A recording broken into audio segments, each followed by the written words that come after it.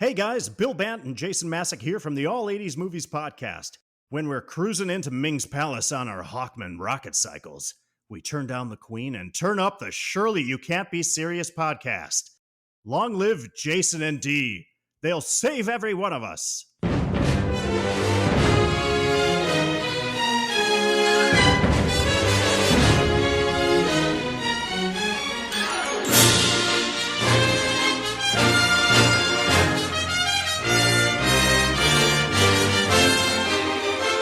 Hello, everybody, and welcome back to the Surely You Can't Be Serious podcast. We are here for another special episode. This one is a little different. We kind of approached this as a what the heck happened, but we decided to take it in a different way. We're dealing with a couple of movies today. The question is it worth the rewatch? So we're not going to boldly go where no man has gone before. We're deciding whether to go back where we've already been and see if it was a better experience the second time around. So we're comparing Star Trek, the motion picture from 1979, which is reaching its 45th anniversary this year, against Star Wars, The Phantom Menace, which came out in 99, which is reaching its 25th anniversary this year. Hard to believe. And we're going to compare these two. We're going to ask the question, are they rewatchable? We're also going to say, what works, what doesn't, how do we change it? How would we improve it? And so today we've also invited a couple of friends to come on and talk about Star Trek, the motion picture. We've got our old standby, Jeff Johnson of the Film By podcast and the Star Trek podcast, Phasers Set for Stun. Jeff, how you doing, man? Jason, I am doing great. And like Kirk, my orders are to intercept, investigate, and take whatever action is necessary or possible today. Nice. Hey, before we introduce Chuck, tell us a little bit about Phasers Set for Stun. So a couple years ago on the Film By podcast, we started doing some recaps, and a couple of the guys are huge Star Trek fans, and we recapped a couple shows, and it got wildly popular so much that we realized, like, hey, we can't just recap Star Trek shows. We got to have a Star Trek pod going. So Phasers Set to Stun has been up and going for the past year now, and every Wednesday, Film By is every Tuesday. Phasers Set to Stun every Wednesday. You can hear Wayne Whited, David Burns, and Scott Hoffman talk all things Trek.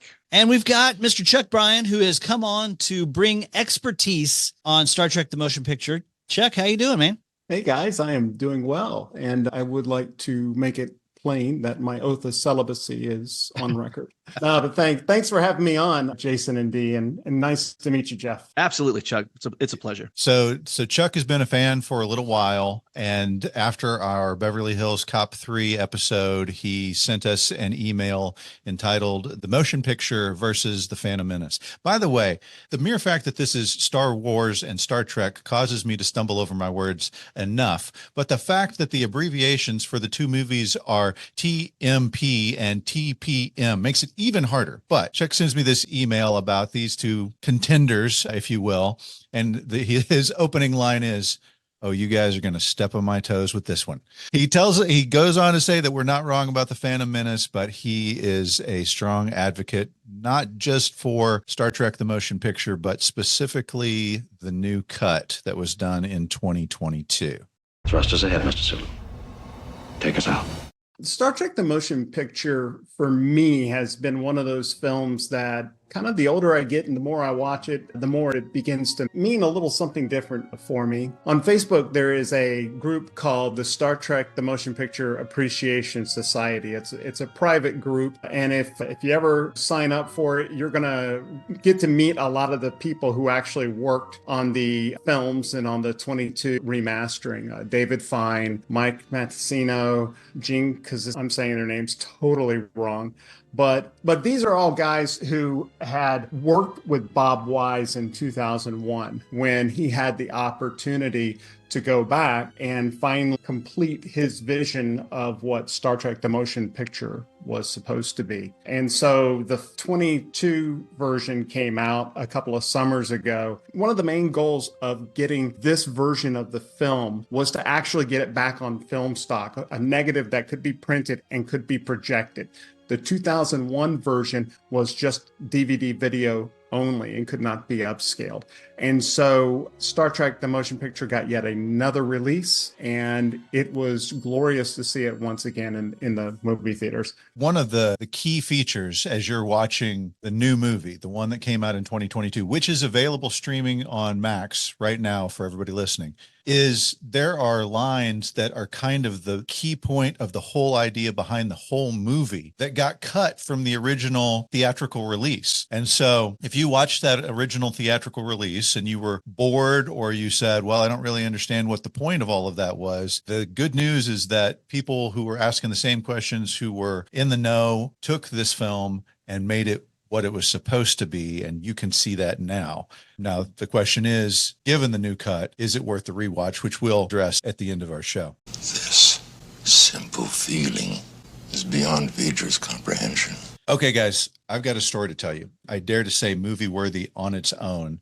If you will indulge me for just a second, before we get into Star Trek, can I talk to you about a constellation? Oh my gosh, please do. Okay. If Chuck knows this story, I won't be surprised. Jason, if you and Jeff know this story, I will bow at your feet. Okay. Eat my shoes. Yes. Okay. So are you guys familiar with the Lockheed L-049 constellation? Okay. The thing is, it is not a group of stars. It is a plane. And in 1947, June to be exact, that plane took off. The captain of the plane was named Captain Short. There was a first officer named McCoy. There was a third officer named Wesley. Not making this up. This is all true story. And they left at about 3:30 from Karachi on the first leg of a trip back to New York City. The third officer was just there as a deadhead. But then about 5 hours into the trip, Captain Short was a little tired. Third officer comes up and gives him relief by taking the yoke for a little while. And while he's flying the plane, engine number one goes out. So, of course, Captain Short comes back up. He takes the yoke back again. He decides the other engines, I think, will get us to where we're going. And so he makes the decision to keep on going. This was the wrong decision, because what happens is those other engines were using so much power that they overheated. They caught on fire. And one of the engines fell off, which means the plane was no longer airworthy. At that point, they knew they were going to crash, and it was just a matter of when. The third officer leaves the cockpit, goes back and assures the passengers that everything is under control. He orders the flight attendants to get in their seats and stay seated.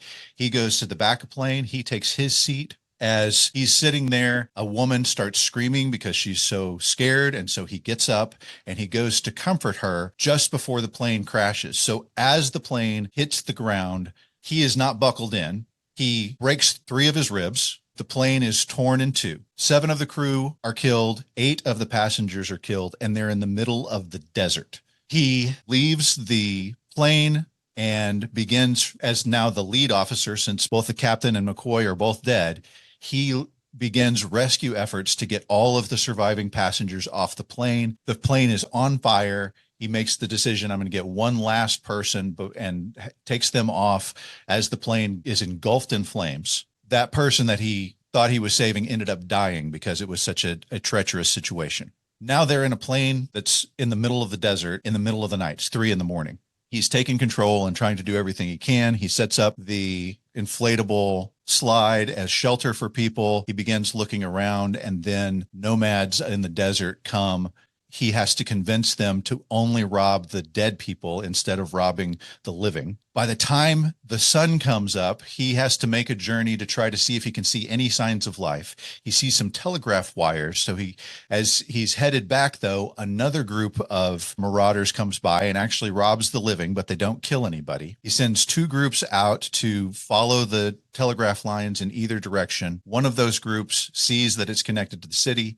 He makes his way to the city, calls in the plane crash, and eventually everyone is rescued. After this, 6 months later, he's absolved of any wrongdoing and is credited as a hero for this crash and how he treated it. But he decides, based on this and some other issues he's had with flying in the past, including his time in World War II, I don't want to fly anymore. And he decides, I'm going to do what my dad did. And so he joins the LAPD. I said his name was Officer Wesley. It was Officer Eugene Wesley Roddenberry, whose dad, Officer Roddenberry, was a What? member of the LAPD. So this hero is now a traffic cop, but he's a good writer, and so he becomes a speechwriter for the chief of police. That leads him to participating in a new TV series based on real-life police dramas called Dragnet, which leads him to write episodes for that series, which leads him to create a series that we now know as Star Trek.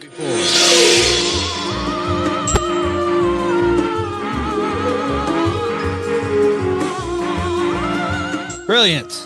That was awesome. Unbelievable. That's it. I'm putting microphone down and I'm going to be quiet for the rest of the podcast for indulging me for that Oh, crazy wow. story. That is awesome. Hey, I have been around long enough to know that when Dee starts one of these intense stories, we're going to go down a rabbit hole, and somehow he's going to tie it into what we're talking about. I was like, what?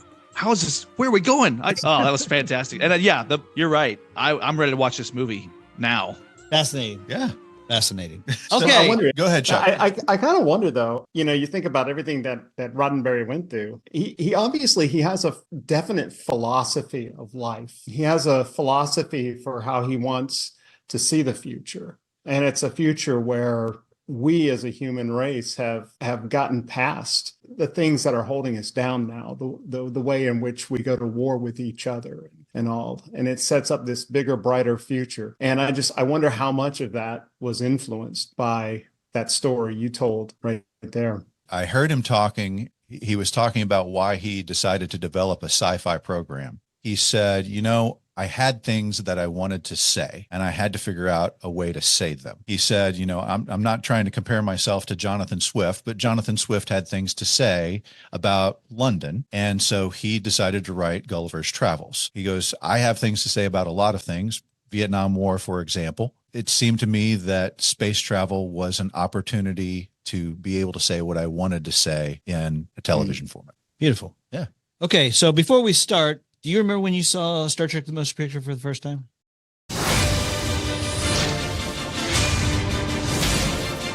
Mr. Spock, every minute brings that object closer to Earth. I need you. I am convinced we are inside a living machine.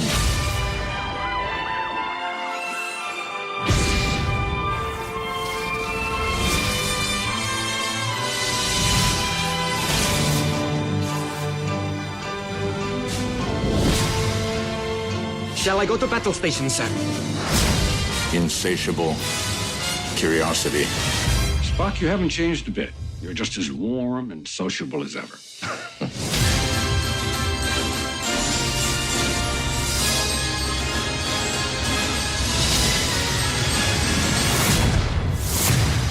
I hope we got this one off to a good start. I hope so, too.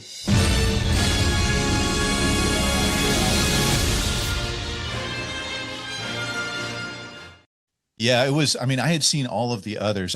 Wrath of Khan was the first one that I saw. I was born in 75. And so when this came out in 79, it's possible that I saw it and I have no memory of it. My first time that I remember watching it, I was like, I should go back and watch that original. And I was a teenager and I was bored. I was way bored. Right. What about you, Chuck? When was the first time you saw this?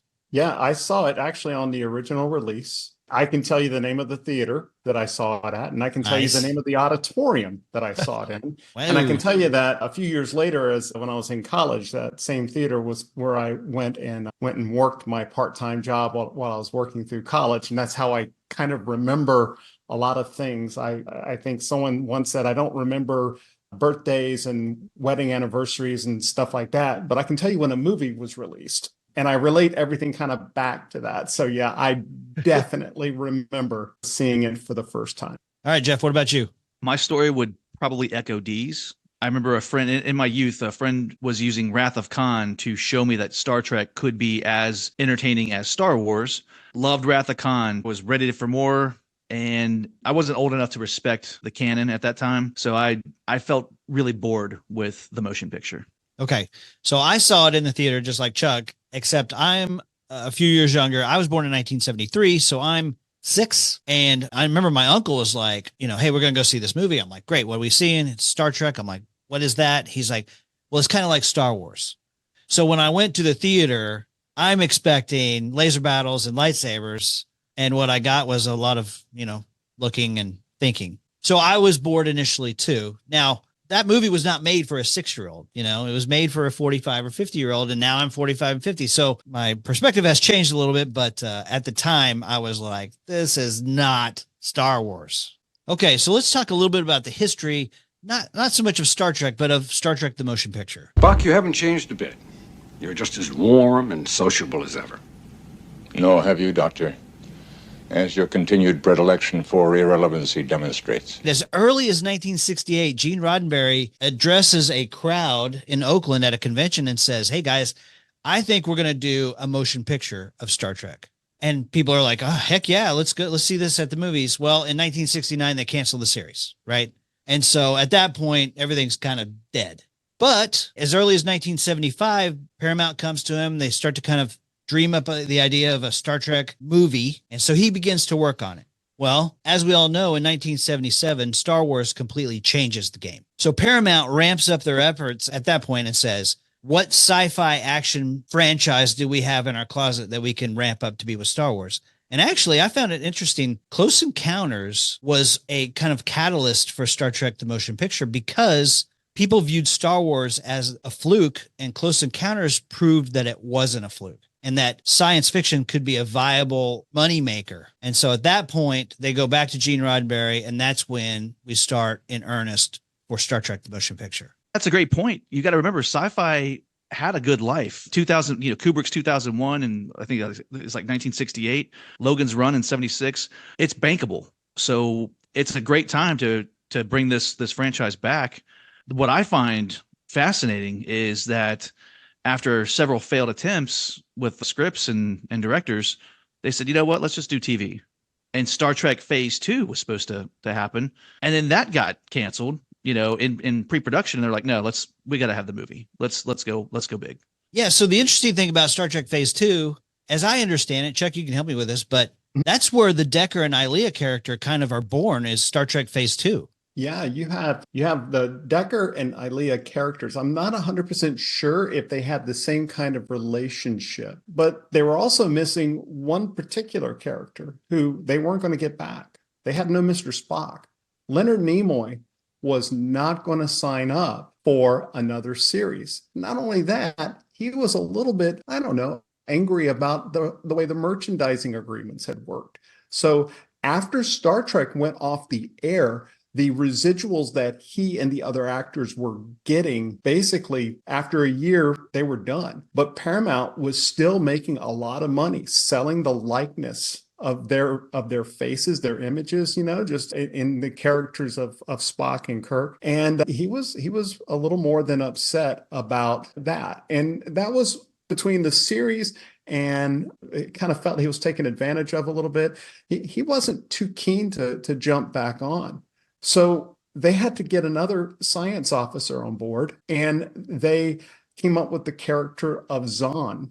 And Zahn was a fully Vulcan science officer who was maybe 20-ish or so, ended up being cast by Roddenberry and company by an actor named David Gautreaux, I believe is how you pronounce his name. And David, he walks into Gene Rodden's office and he says, congratulations, David, you are our Zahn. And at the time, this is in one of those times when, is it going to be a TV show? Is it going to be a movie? But at this point, it was looking more like it was going to be a motion picture at that point. And I believe that may have been around August of 77. At that point, I think is when Michael Eisner, the guy who went on to be Mr. Disney, he was actually head of Paramount at that time. And this was around the time when they said, what do we have in our arsenal of shows that we could make? And they looked at Star Trek, and they were beginning to think of that more as a motion picture at that point. So let's talk a little bit about Leonard Nimoy, because Paramount got down on their hands and knees and begged him to come back. Yeah, definitely. Somebody's daughter said, you can't have Star Trek without Spock. I saw Leonard Nimoy talking about it specifically, and that was what he said. He said, if I was watching the movie, I wouldn't want to watch it without Spock, and I wouldn't want anyone else to play Spock. And so if the movie's going to get made, what other choice do you have in that situation, right? Yeah. Once they brought Robert Wise on, he was told by his wife, by his family, they said, you cannot have Star Trek without Mr. Spock. They were able to get the licensing resolved to everybody's satisfaction. And then AKA they wrote a check to Leonard Nimoy. They wrote a very big check. Yes, they did. Yes, they did. I feel like William Shatner was maybe less difficult to convince. From what I understand, talking about how badly their contracts were with the TV show, after the cancellation of the TV show, within a year, Shatner was homeless. Like, he lost his house. He actually was living in a truck. And by 1970, he was living in a truck. Wow. And he watched the launch of one of the space programs. I don't remember what it was, but he was just saying to himself, it's just so crazy that a year ago I was in space and now I'm in a truck watching this space stuff happen. And he did just a handful of movies and TV spots in between the Star Trek series and this one, including one of Jason's favorite horror movies, Kingdom of the Spiders. Yeah, if you want to go back and look at our best horror movies of the 70s, Jason pulled out Kingdom of the Spiders. He had done some work with Roger Corman, who's fantastic. God rest his soul. He just passed, but also not known for high paying his actors either. So he was in a tough spot for that 10 years. Wow. Well, let's talk about Robert Wise for a second. Listen to the list of films that Robert Wise directed before Star Trek: The Motion Picture. Okay. The Day the Earth Stood Still, The Haunting, West Side Story, The Sound of Music. The Sound of Music? The Hills Are Alive. Yes. And then he also directed kind of, I think, an underappreciated 70s sci-fi movie called The Andromeda Strain, which was by Michael Crichton. When I was looking at the IMDb on this, that one popped up and the trailer, the preview for it popped up, and I was like, oh, dang, this looks like a great story. Like, suddenly, like, a whole town of people just drop dead in the middle of whatever they're doing that day. And it all kind of seems to get traced back to some sort of organism that has come from the space rocks that they brought back. I saw somebody say that the Andromeda Strain and Star Trek: The Motion Picture are very similar because you spend 2.5 hours for people to go and look at something. Accurate. But they land Robert Wise, the guy who directed Sound of Music and The Day the Earth Stood Still and West Side Story. He's old Hollywood. He's not familiar with Star Trek, or at least not super familiar with Star Trek. But he ends up kind of being the anchor on this movie. He's the guy that kind of holds everything together. He's also one of the reasons why they were behind schedule, because he wouldn't shoot over 12 hours per day. He was like, nope, not going to do it. Not going to work that hard. Chuck, what do you got for us on Robert Wise? One of my favorite Robert Wise movies, and if you've never seen this one, go back and watch it. It's Run Silent, Run Deep. It's a little bit older World War II submarine movie. Excellent film. But before he was a director, he was an editor. And one of the things that I was listening to David Fine, who is the producer of the director's edition, listen to him when he was talking about how when Robert Wise was editing the DE back in 2001, he said you'd see him kind of like conducting with his hands the beats of what was going on. And then he knew right where to cut a film. And he had incredible instinct about pacing and what it was that made a good setup and a good scene. Okay, before we get into, we're going to talk about what works, what doesn't work, what will we change. Let's just talk briefly about what this movie is about. So, Jeff, you want to give us a breakdown of what the plot is of this movie? Jason, in my most IMDb styled answer, I would say it's when an alien spacecraft of enormous power is spotted approaching Earth. Admiral James T. Kirk resumes command of the overhauled USS Enterprise in order to intercept it. Spock, this child is about to wipe out every living thing on Earth. Now, what do you suggest we do? Spank it. The massive spacecraft, whatever it might be, is also destroying things as they come into its path, including a Klingon vessel, which we see at the very beginning of the movie. And this is the first time that we see Klingons with their trademark head funk, whatever that stuff is called. And I was listening to, it was one of those 1970s Trekkie conventions. And what's the actor that plays Scotty? What's his name? Is it Muhan? So he's talking to the crowd and he's mentioning, he's like, they've got these things on their head that look like warts, which they've never had before, but what I attribute to Scotty sending them a herd of trebles. Nice. Only dorky Trekkie people would laugh at that joke. Yes, that's right. All right. What do we think works with this movie? So I think the storyline on this is very strong. Like, as I am watching this for the second time, I'm thinking to myself, this is actually a compelling thing. Like, you've got this ominous death cloud moving at amazing speed toward the planet. What are you going to do? And the answer is, we're going to go meet it before it gets here, and we're going to try to figure out what it is and how to stop it. That is a great storyline. It sounds really exciting. And so if it was, handled in a different way, there might have been more exciting features to it. But the other part that I think that works for this is they take time to appreciate the special effects in this movie. I feel like, especially in 21st century movies, we have so many special effects that are absolutely crammed down our throats in every scene of big action movies that you don't have time to even notice most of it, let alone like soak it in and kind of go, oh, they did a good job with this. This movie might take it a little bit to the extreme, but I was pleased to have them go, okay, let's watch the spacecraft move through space. Let's see how friggin' big the Enterprise really is. I mean, I don't think that's something that people really truly appreciated from the television series, but he addresses the crew before they get started, and you're like, oh, dang, this is a huge group of people. There's a whole army of people that are involved with running this ship. And then you get this outside shot to go, oh, wow, this thing is gigantic, which of course it would have to be. You'd have to have a giant ship just to be able to sustain life for that travel through space. So those are the things that I think work. And then I love that they got the original cast members back, and that they were all, they weren't as characters where they were when we left them, but they were still James T. Kirk, Mr. Spock, and McCoy. I love it. All right, Chuck, what works for you in this one? Well, I'm going to start where Dee left off, and that's with getting the characters back in, all the original actors. That was, if they didn't get Leonard Nimoy, it just would not have been the same movie. But I think what I really like how they brought everyone in one by one. He's introduced with Spock, and he's going through the final stages of the Kolinar ritual. And then it introduces Kirk, and Kirk is now going back to the Enterprise, and the next character that they introduce is the Enterprise, because the Enterprise is a character of the show. And then they bring back McCoy, and McCoy honestly does not need to be in this movie, but Kirk needs him. Kirk needs him to be Kirk. Damn it, Bones. I need you. Badly.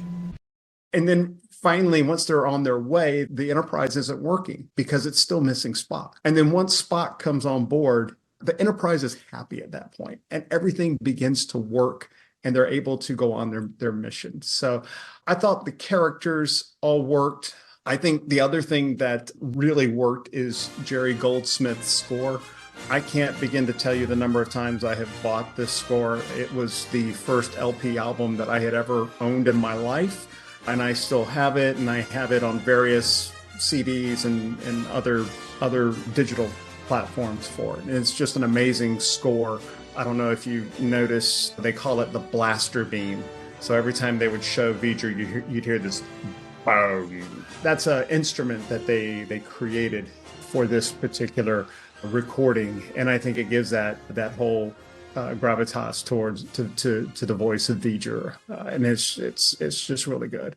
And of course, the effects are amazing. And since you guys did watch it on Max, could you tell whenever they were using the digital Enterprise versus the model Enterprise?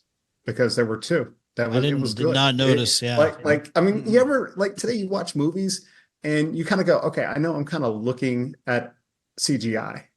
When they did this, their use of it was so subtle.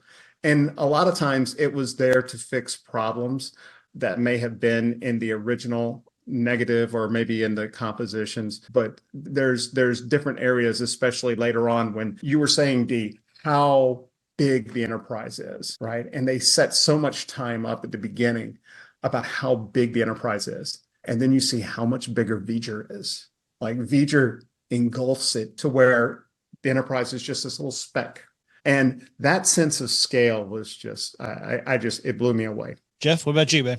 Well, I think Chuck and Dee have done a lot of the heavy lifting there for me, because I'll have to talk about, obviously, this story. Harold Livingston, who was a famed TV writer. It blows my mind that this guy, mostly known for $6 Million Man and Mission Impossible, he wrote Star Trek: The Motion Picture. What a way to make your mark. I think it does a great job of giving the movie a lot of tension. It almost gives it in the same way like a movie like War Games does, where you're up against something that you cannot possibly defeat. So our protagonists have to rely on their wits if they're going to save the day. And that's one thing, maybe in my youth, I didn't really appreciate, but as an adult, the story here is just, it's one of the most intelligent Star Trek stories I think that has been out there. As far as the visual effects, night and day, when we're talking about the director's cut, and it's gorgeous. You know, you can't talk about these effects without talking about Douglas Trumbull. I always think about the scene where Scotty and Kirk are taxiing over to the Enterprise, and it's just this long, drawn out moment where there's no dialogue. And that's something that Trumbull took straight from Kubrick and was like, let's just get in the Enterprise. Let's admire the Enterprise and see it for all its grandeur. You know, the idea that this is, Trumbull's the first pick, obviously. He turns him down because he wants to be a director. And he's committed to Close Encounters of the Third Kind. And they had so many problems with the visual effects team that they were working on that I think they spent like $5 million and went nowhere with what they had. Maybe like one shot. Zero working shots. Yeah. Yeah. Zero working shots. Yeah. First of all, it was Robert Abel and Associates. Go and look at the commercials that they did in the 70s. They used a lot of that same slit scan techniques that Trumbull did with the Stargate in 2001. It's just really, really slick commercials. Very, very famous. But yeah, they spent like, I thought the number was more like $1 million, but I mean, what's $1 million or 5 million when your total budget is 40? And they had been working on it for a year. They had finished principal photography like in January of 79. Bob Wise goes and says, okay, I want to see what you got, show me something. And they showed him maybe 30 seconds of some of the work that they were doing on the probe scene when it was on the bridge. And that was it. Bob left that particular meeting. He said, I never want to see that guy again. He's out of here. And luckily at that point, Trumbull was free. And Trumbull brought in another person, John Dykstra, who worked on a little show called Battlestar Galactica. Yeah. But before that, he cut his teeth on this other movie, Star Wars. Yeah, he was the guy who did the Dykstra flight. Right. So all those motion control cameras and everything. So he also did the motion control for the gopher on Caddyshack. Just FYI, thought I'd throw that out there. Check out the Caddyshack episode. But they had more visual effects shots than Star Wars and Close Encounters combined. That's hard to believe.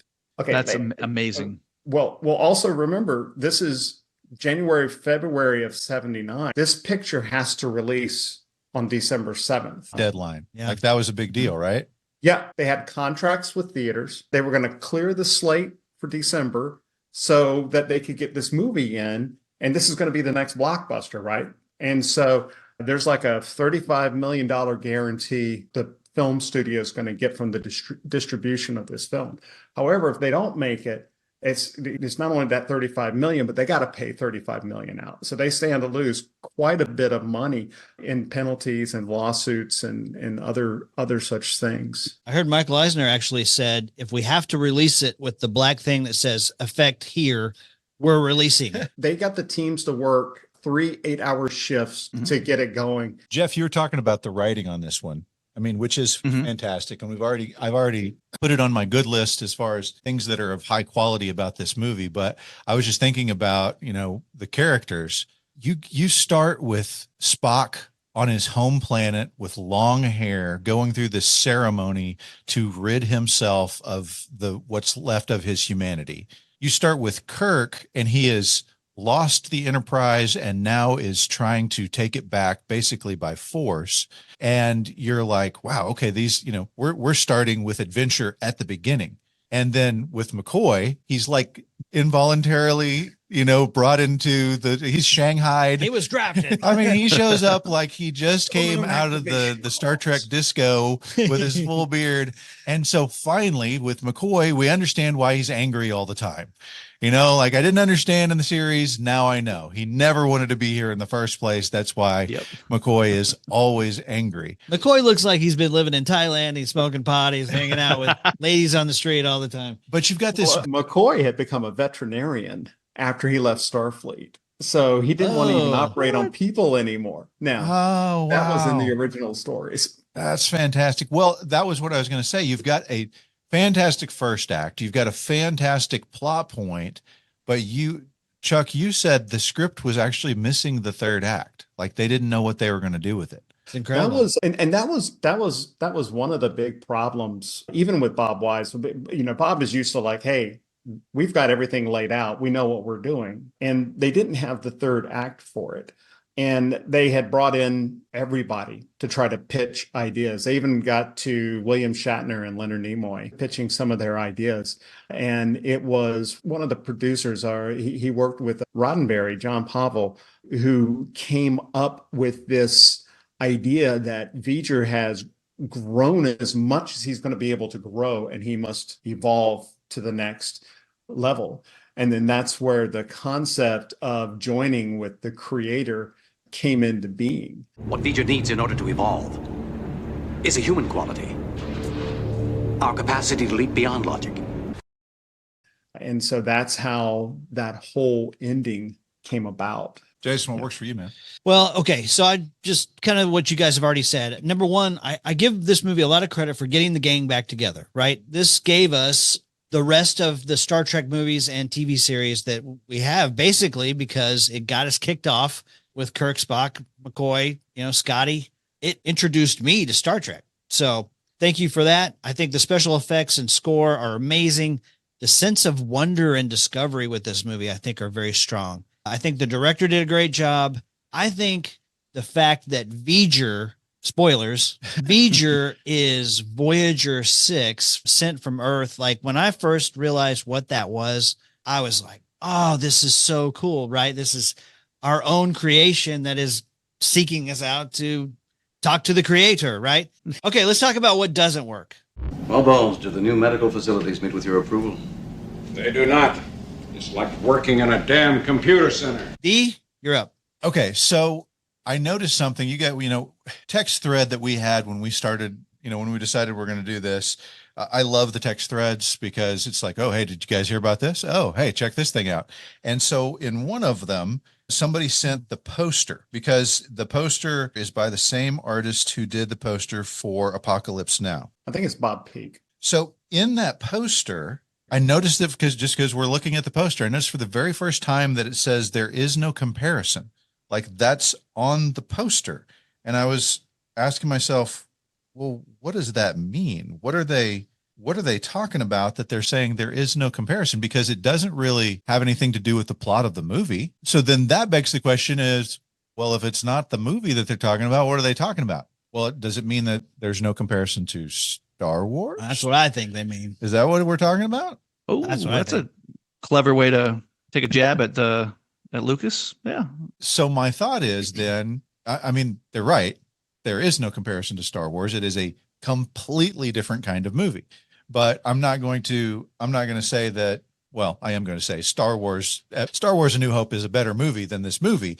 But you're out on a limb right there. But they're different kinds of movies. And one of the things we've talked about it already is the fact that Kubrick had come out in 68 or 69, whenever it was, with 2001, A Space Odyssey. If I was saying to myself, did they try to emulate Star Wars or did they try to emulate another movie? I would say it was another movie, and it was 2001, A Space Odyssey.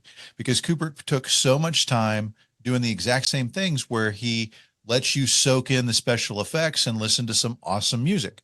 And so to me, I probably wouldn't have done that as much because, quite frankly, the special effects in this movie were not as good as they were in 2001, A Space Odyssey, even though it's 10 years later and they should have been significantly better at that point. They were good, but they weren't Space Odyssey good. They weren't Star Wars good. And so if you're going to make that decision, you got to come stronger with your special effects somehow. What also didn't work for me is that none of the uniforms had cod pieces and all kinds of beans and franks out there that I was just not excited to see. I heard Shatner dropped You weight. saw the Decker unit, didn't you? Oh, wait. Speaking of that, speaking of the text thread, I have to read what happened right before we started recording. Jeff Johnson is like, hey, is there an invite? And Jason says, still setting up. Hang tight, guys. And then he said, also, the Star Trek podcast, The Search for Dee Graves, because I had not yet gotten here. Jeff says, it is illogical to proceed without Dee Graves. And then Jason says, the Graves unit is almost here. And then Chuck says, why doesn't the creator respond? And I said, if you think I'm using the transporter after what happened to that first group in the movie, you're out of your Vulcan mind. Oh, yeah. That was fun. Can I say something about the transporter accident? Yeah. Was that not the most horrific thing ever? Yes. In a G movie? Yeah. In a G movie. Yeah. And that one always gets me. And someone made a comment about, think about that you're in the most agony that you've ever been in, and your mouth hasn't yet materialized for you to scream. And then you get that, it comes in, and then they try to put you. Enterprise. What we got back didn't live long, fortunately. Yeah, when I'm watching the series, I'm just thinking, okay, well, this technology is so sound that it's never a concern. And then they yank the rug right out from underneath us on the very first transporter trip of the movie. And you're like, oh, so every time this happens, and it happens all the time, you're at risk of becoming a pile of carbon goo. Yeah. That's terrifying. It was terrifying when we thought the worst thing that could happen was what we saw President Scroob deal with. His ass was on backwards. This movie shows us more of like David Cronenberg's The Fly, where things can go wrong. And I totally understand McCoy's disinterest in ever wanting to beam after seeing Star Trek: The Motion Picture. Hey, before we get too far away from Bob Peak, a little tidbit about Bob Peak. Yeah, the poster's gorgeous. It is, and I just realized I've got his artwork hanging on my wall. He also did the one sheet for Superman the movie. The famous "You'll Believe a Man Can Fly." Oh, really? Yeah, I mean, I know when you talk great poster artwork, Drew Struzan's the first name out of most people's mouths, but Bob Peak, he does gorgeous art. Aside from Star Trek and Superman, he did The Dark Crystal, he did The Spy Who Loved Me, and you mentioned Apocalypse Now. But we'd be remiss if we didn't mention he also did the artwork for Any Which Way You Can.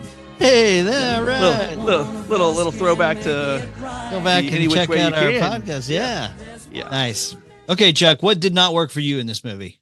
Wow. Anything? Pardon? Well, I'm a homer for it, so it's kind of gotten to the point. But I would say if there's anything, I still feel that there are some sequences that could have been trimmed, or even some of the relationships could have been explored a little bit more. One of the things that I think a lot of folks had complaints about it when it first came out, and it's still there, but just because it's not in the story, is that the major characters have a lot to do, or they have stuff to do, but Uhura really doesn't have much to do in it. Sulu, most of his interesting lines got cut in the director's edition. And Chekhov and Scotty, they're very relegated to what they do. There's not a lot of interaction. This is a travel movie. I think those are my only things that I would have loved to have seen as a fan. All right, Jeff, you're up. What doesn't work? I will agree with Chuck that there are some serious pacing issues in this film, and I understand long, drawn-out shots to show off the visual effects. However, I would have loved to have seen them trimmed more, so we could have made better use of George Takei and Walter Koenig and Nichelle Nichols, who kind of just showed up for like glorified cameos. So that's a problem for me. Dee mentioned the uniforms. I gotta say, these are the worst Star Trek uniforms for me in Star Trek. They felt more casual. I absolutely don't like that the colors signifying the rank more casual. They're practically non-existent. If you kind of have to cue into the delta on everyone's chest to see like the color behind it, to find out like who's a science officer, who's engineering. So I really didn't care for that. Would you agree, Jeff, that those would have been very comfortable Well, yeah. I mean, it's like they're walking around wearing pajamas a lot of the times until you get to Ilya at the end when she comes back as the probe. And what do we got for her? Can she just wear a guy's dress shirt? Because that's all we got in the budget. Right. You know, we spent $18 million on the Phase 2 television show that we're adding into this budget. So we just grab a guy's shirt. That's please add that to my what I like about this movie category, please. Okay. I forgot to mention that. And then before John, I'm gonna let you talk, Jason. But before we go, I have to mention one other thing that I didn't like. It didn't make any sense to me. The other troubling thing is when they're at warp speed. Mm-hmm. And we play that order. Yeah, so number one, when things are going wrong, everybody gets all fuzzy and dream sequency, right? That's problem number one. But then problem number two, it's grabbing from Star Wars. We could, end up in the middle of an asteroid field, traveling through space isn't. You're like Dustin Crops boy. Exactly. Thank you.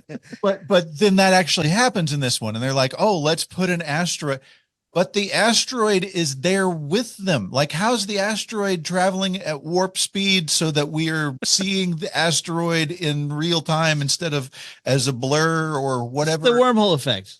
That's they do. Yeah, wormholes, science. They're not going down a wormhole after the asteroid, but it's in front of them still. It didn't make any sense, and it had nothing, as far as I could tell, nothing to do with the plot. Like, wasn't necessary. It was just let's put an asteroid in front of them and forget all physics that are involved. Yeah. In this science, really, really sciencey. I mean, they went into great explanation on some stuff that I was just like, okay, if you say so, but I couldn't tell if it was real science or made up science or what, but they gave these stupid science details, and then they absolutely just go, oh, well, let's put a rock in the way. A rock, like a video game. It looked like Battlezone. It looked like a giant turd. A flying potato. Look like a great white shark coming closer to the screen. I'll tell you, Jason, the last thing for you before you talk about what doesn't work, and I'm sure you're gonna highlight this. There's a significant lack of action, and that's not just me. That's pretty much everyone in 1979. But I think you've got a good fix, and I'll kick that down the road so you can talk about it. Thank you. Okay. Jeff and I have already talked about things I would do to change this movie, and I'm anxious to talk about that. So I'm not offering problems without solutions here, but I do have some issues. I don't think I'm really covering any new ground. There is not very much action in this movie. There is almost no humor. There is not a lot of fun to be had, right? And one of the biggest things that's glaringly absent is the romance between Ilea and Decker. If we could have had a little bit more of that, that's what we'll talk about that here in a minute when I will discuss what I would fix. And I think there are just some shots that were too long, including the 2 minutes of flying space at the beginning of the movie for no reason before the Paramount emblem is even on the TV. Just tighten things up. Let's trim it up a little bit. I appreciate the beauty and the care and the style, but it's just too long, and they need to beef up the action a little bit. You mentioned a lack of humor. I think this movie has one of the more comedic moments in a Star Trek film. Really? I got to point out the ensign, the pure 70s ensign with his mustache who Spock does the neck pinch on.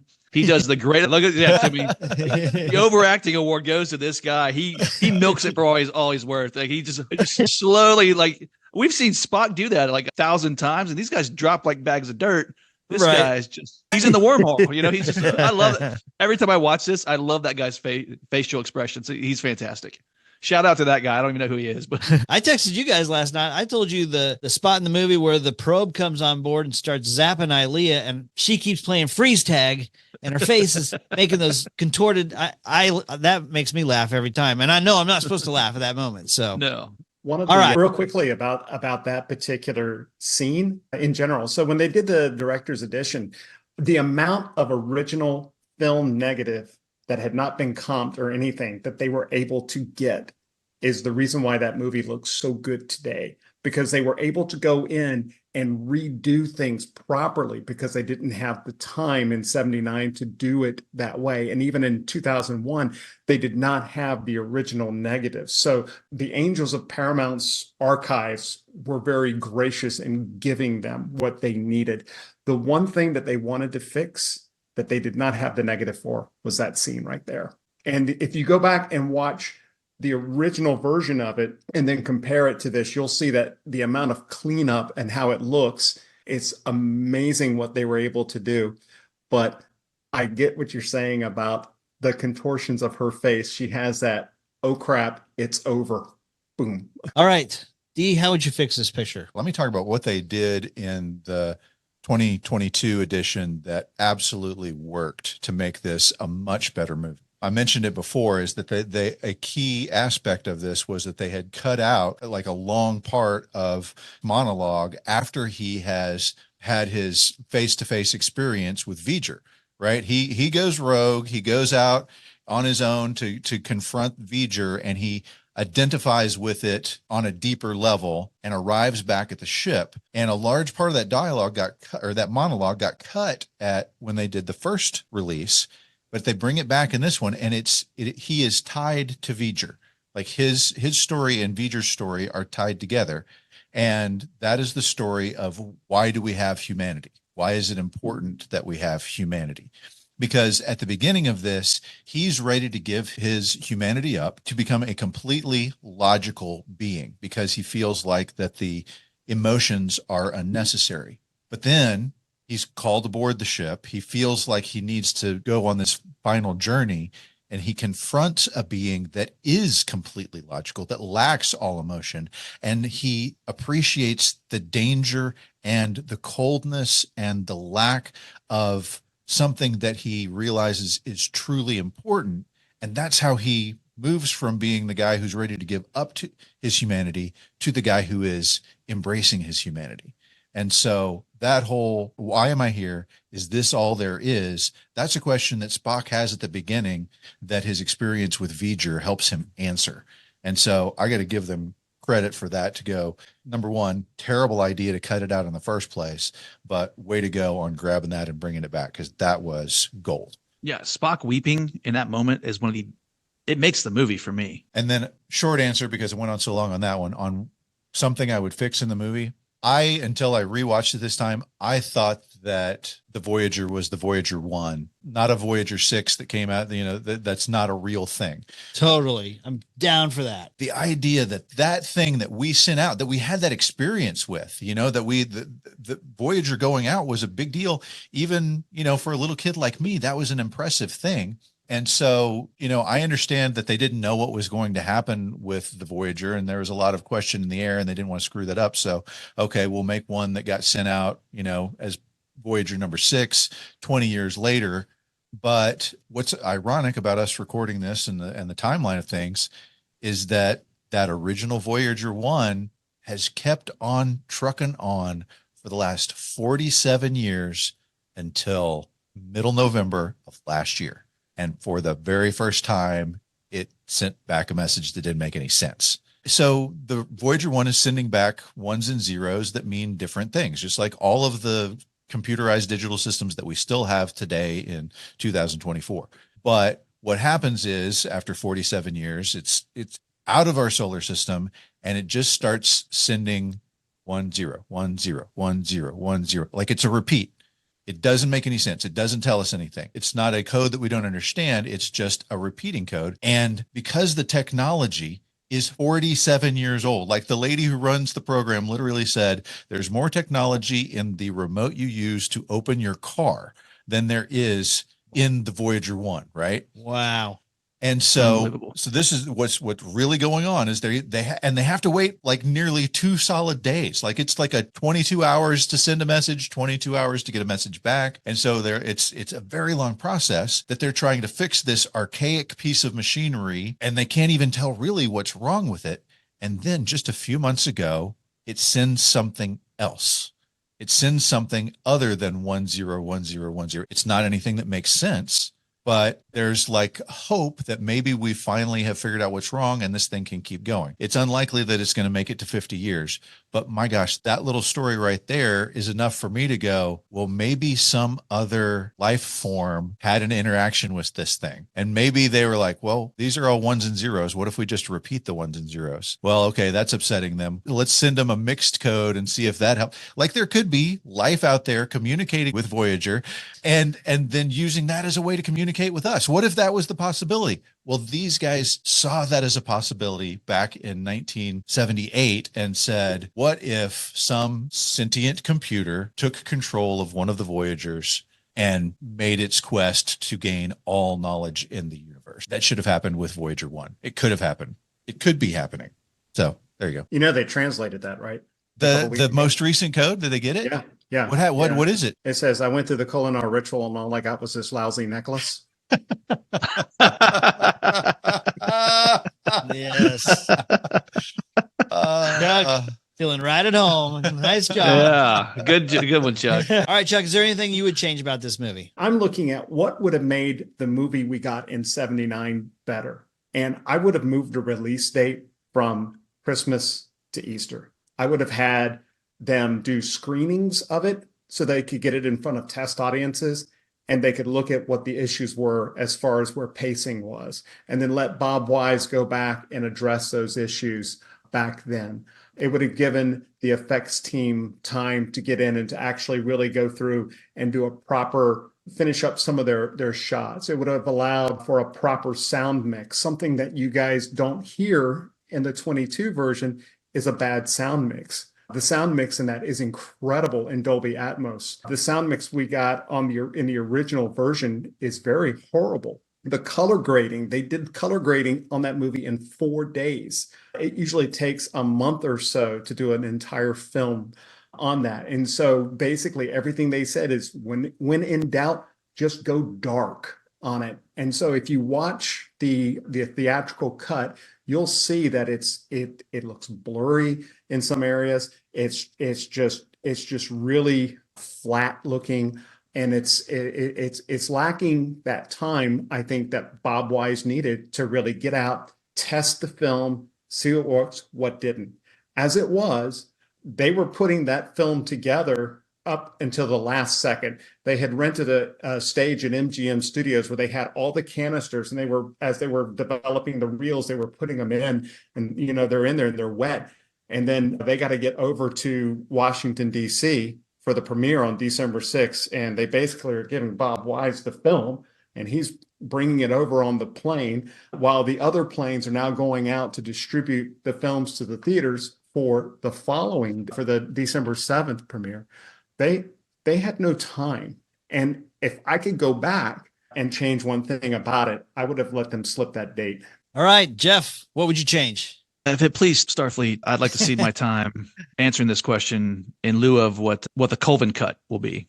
I'm excited about the Colvin cut. Well, thank you. Okay, so I am a red shirt. I'm not a Trekkie. I was brought up on Indiana Jones and James Bond, and so Jeff and I were talking today, and my thought is if you would just start this movie in an act 3 of a different adventure where you have Decker as the hero of the Enterprise. He is completing some awesome mission where he has defeated the Romulans or whatever, and he's the hero. Even if you said 5 years earlier and you kind of set that up, I think it would be great if you had a romance with him and Ilea at that point. I told Jeff, James Bond, that whole thing, put her in bed with him. They're in love, right?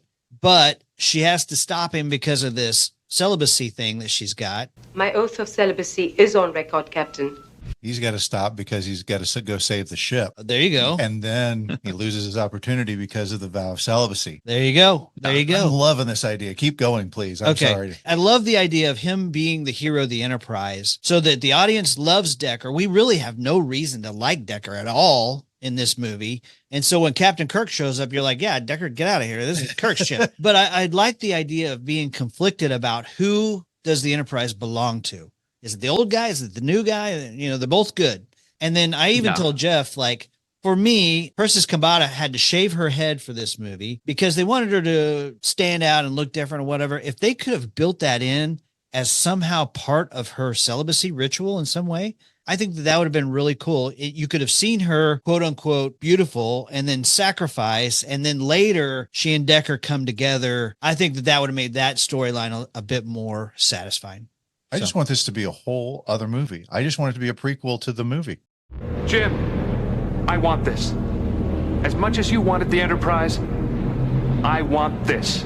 Seeing Decker as a number one and then promote up and get his first command as captain of the Enterprise. That would have been so much more fulfilling at the beginning of this movie than the 2 or 5 minutes of just stars that we got. And Jason's absolutely right. Like, we would have cared about Decker, and it would have created this Crimson Tide effect where, are we with Decker or are we with Kirk? Like, who's really right here? Because Decker makes some really solid points when he, permission to speak freely. He kind of tells Kirk like it is. I'm still like, well, yeah, sorry, we don't care about you. You're not Kirk. Thank you. All right, D, is this movie rewatchable? Feature expects an answer. Okay, so I just want to say, after William Shatner saw this movie for the first time, William Shatner, the star of the movie, saw this movie for the first time, he said, well, that's it.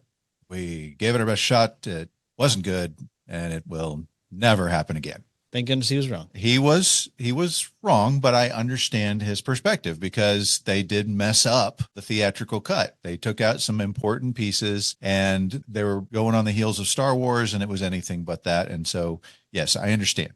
But 15 years later, he said, shows you what I know.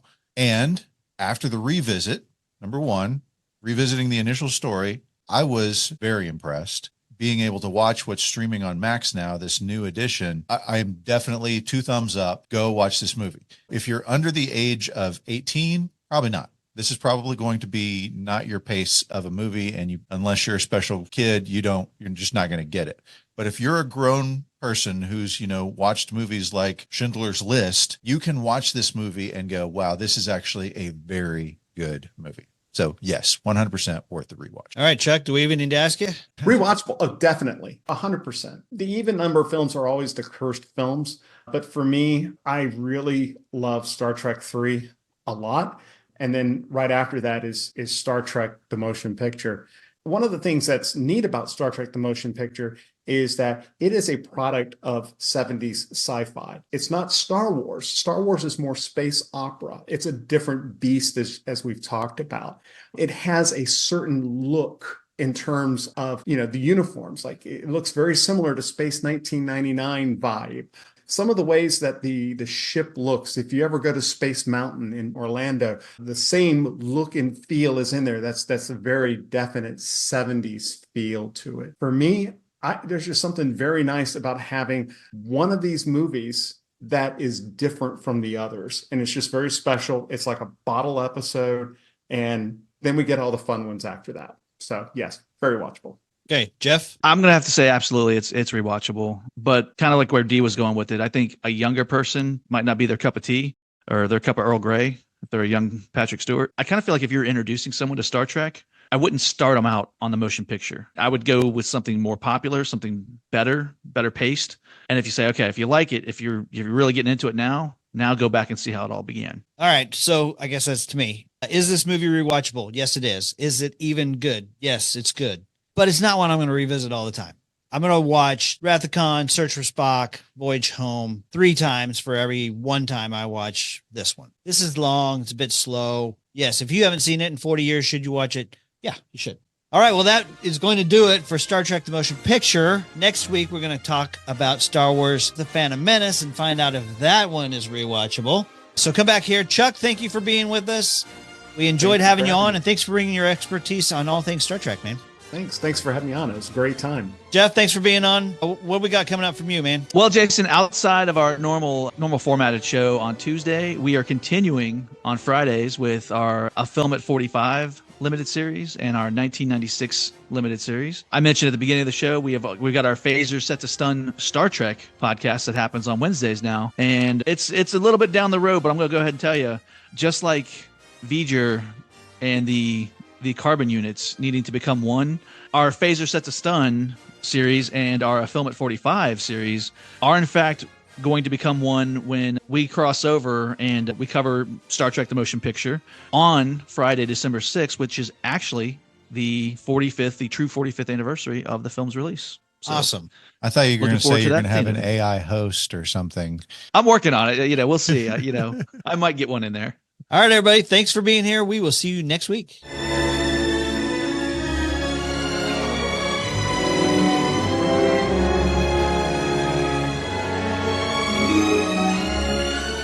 So December 31st, 1996, I am 2 days into a 3-day party in the Austrian Alps. Okay.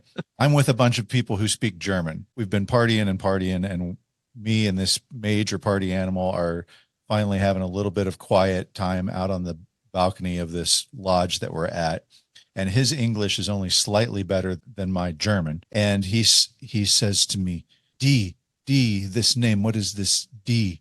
And I was like, well, it's my middle name. My first name is James, actually. He's like, oh, James Kirk. And so, yeah, it is the universal language, it turns out. That's awesome. Did you ever hear the story that William Shatner told about the Vietnam veteran? Okay. So the story was, he was on his way to that premiere in DC, right? And so the limo driver who was driving him, I just said, hey, Mr. Shatner, I really wanted to be the one who drove you because I wanted to tell you this. He said, I was in the Vietnam War and I was captured. And then he proceeds to describe the ways in which he was tortured when he was captured. And then when they would take him out of the box or whatever they were doing, and he was there in a room with 10 other guys. They were all other guys who were in the same situation, and they only thing that they could really talk about, they realized the way that they kept their sanity was that they started to retell Star Trek episodes to each other. And so they would, like, one person would be Kirk, one person would be Spock, and they would, mess it all up and all that because they wouldn't remember how something goes. But Shatner has told that story about Trekkies and how much that it has meant to them, even, in the worst of times. It's a great story. Yeah.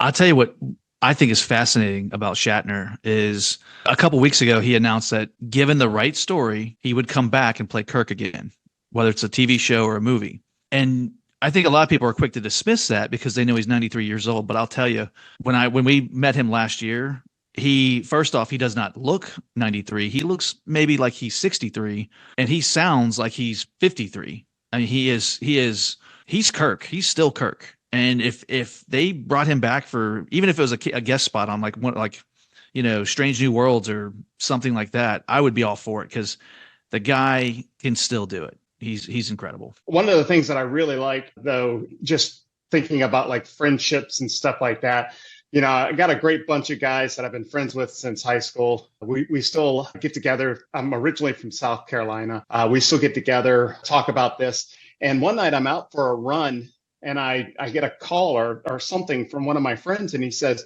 I was just listening to the Surely You Can't Be Serious podcast, and I heard you do an introduction. Really? And I'm like, what? You actually listen to you listen to this? Yeah, I love this show. That's great, man. So there's a bunch of guys there that are shout them out, excited. Man.